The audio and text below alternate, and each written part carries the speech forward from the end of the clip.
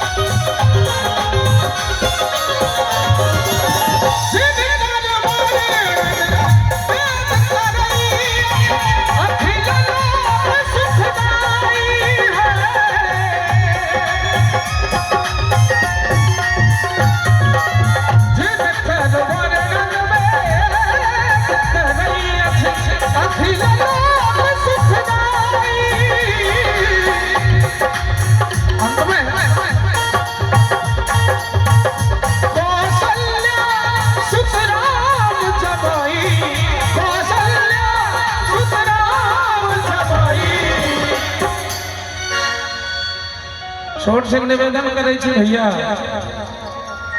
आबाल वृद्ध नर नारी सब सुधी श्रोता पर्री निवासी अगल बगल दूर दराज से आयल श्रोता एक मिनट मिथिला मैथिली किशोरी जी और दुल्हा सरकार लेल प्रेम से दोनों हाथ उठायल जाए। मिथिला के सम्मानक बात है, हाथ उठावा ना तना कटहर बैठल छे, दोनों हाथ उठा के चारों बगल से ताली के संग रघुवर